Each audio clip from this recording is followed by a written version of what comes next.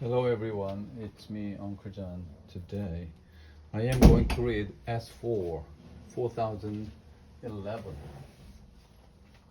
Escape North, the story of Harriet Tubman by Monica Collin.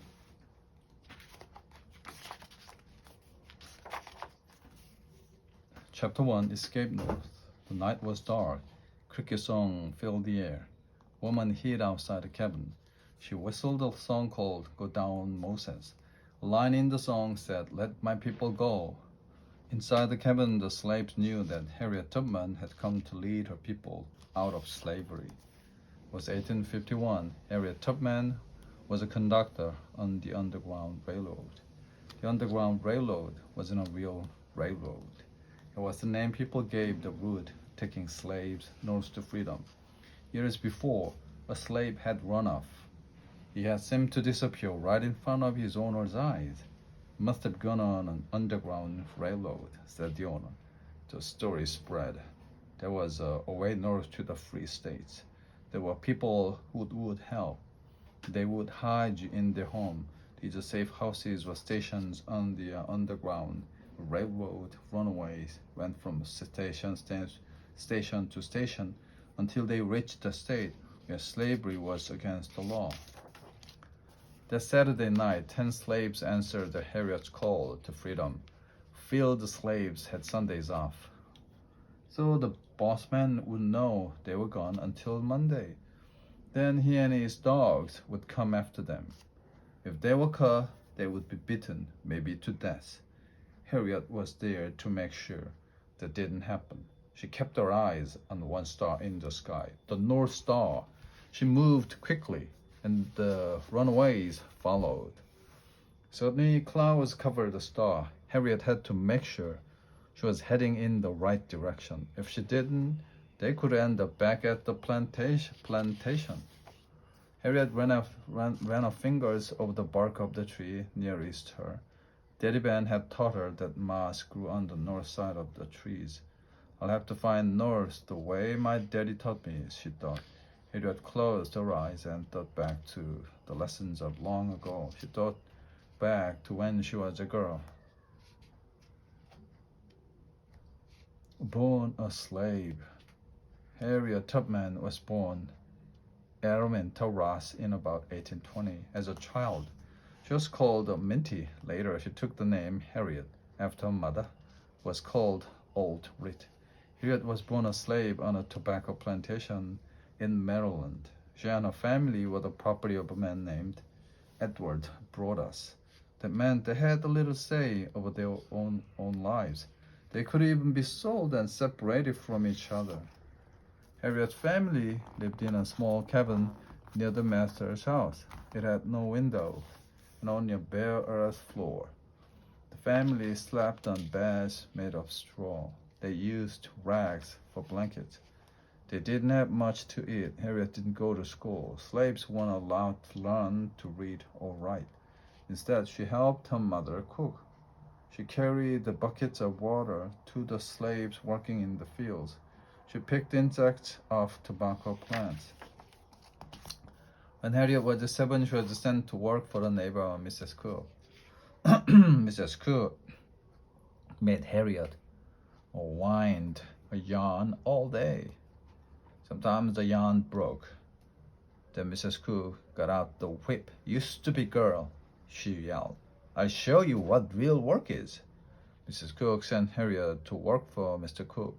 Day after day, Harriet stood in the swamp, checking muskrat traps.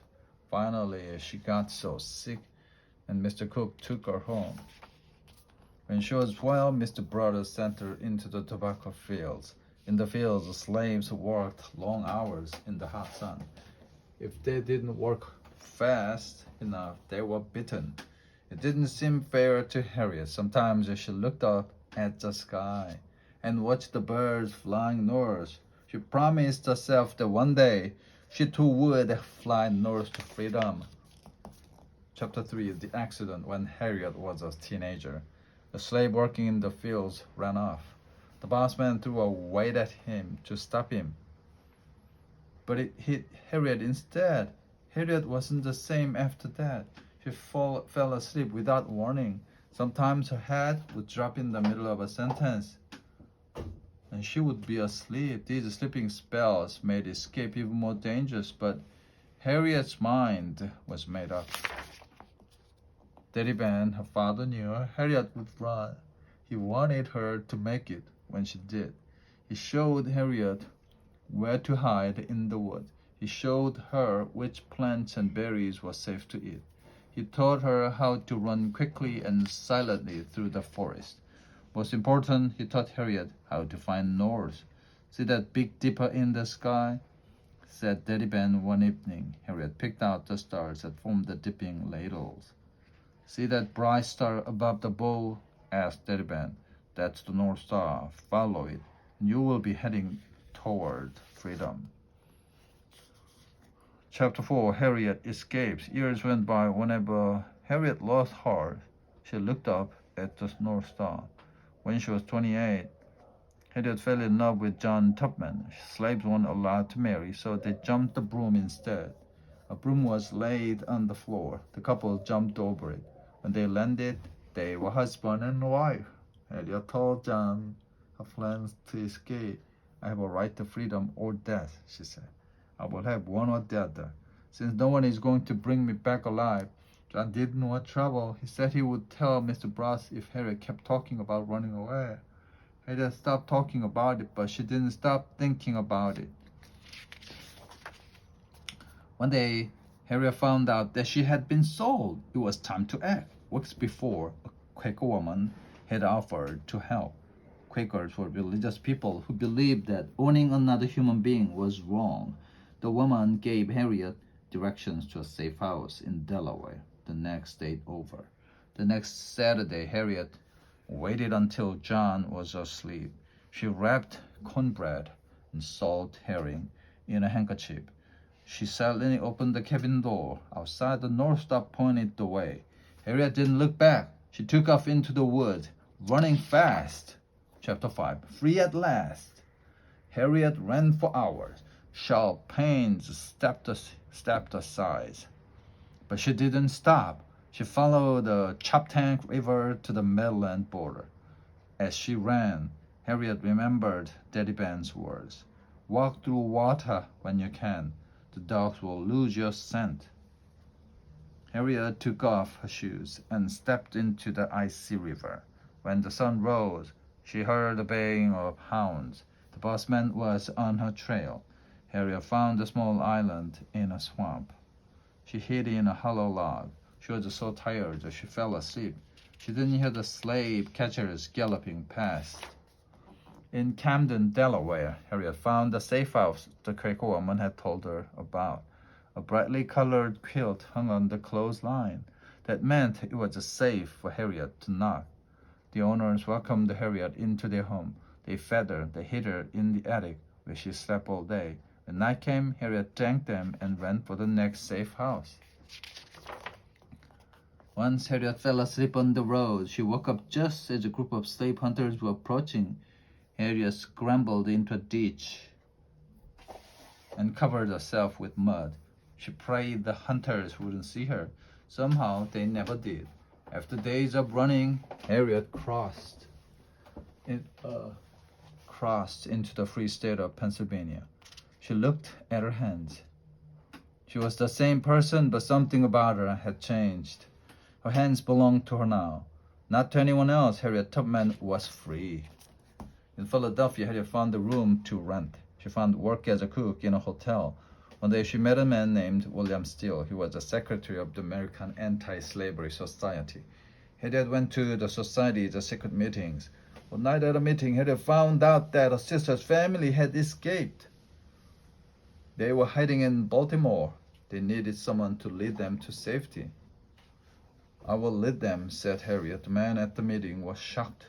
There were no women conductors on the Underground Railroad. It was too dangerous. But Harriet would not be swayed. She was going to free her people, just like Moses in the Bible. Chapter 6, No Turning Back. The first trip had been long ago. Harriet remembered it now as she felt the moth on the tree. She had made it then. She would make it again this way, she told the runaways.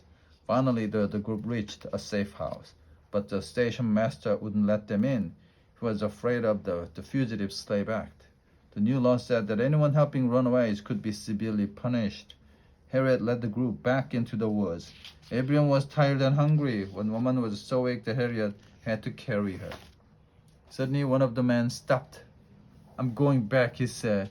"It's better to be a slave than suffer like this." Harriet stood in his way. If the slave catchers caught him, they would beat the secrets of the Underground Railroad out of him. Harriet couldn't let that happen. She pointed her gun at the man. "You run back, and you'll never run again. Come with me now, or die." The group trudged on. Finally, they found a safe house in Wilmington, Delaware. A Quaker named Thomas Garrett owned the shoe store. He had a secret room for runaways to hide in behind a wall of shoe boxes. When the runaways were ready to leave, he gave them each a pair of shoes.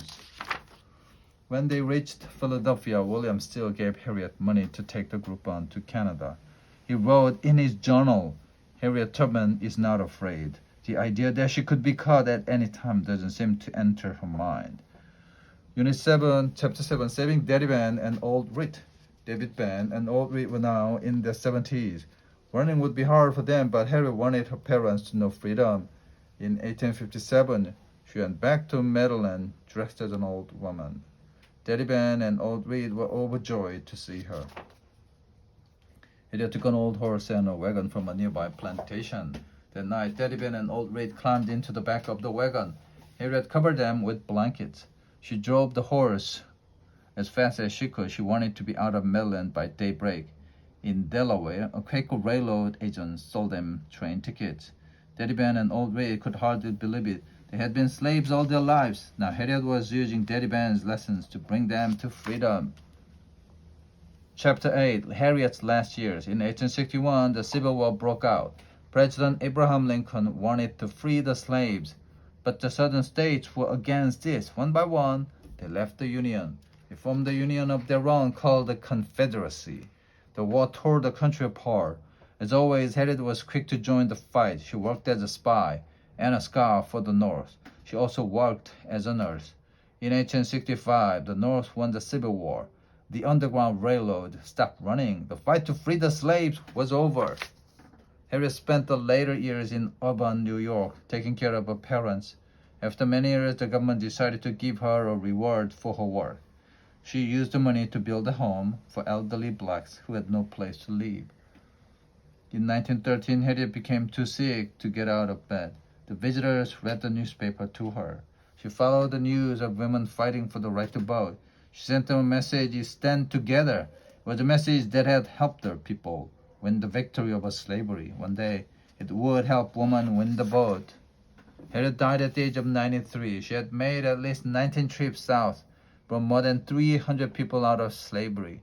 "I've never run a train off the track, and I've never lost a passenger," she liked to say. Today, Harriet Tubman is remembered as the Moses of the people and one of the bravest soldiers in the fight against slavery.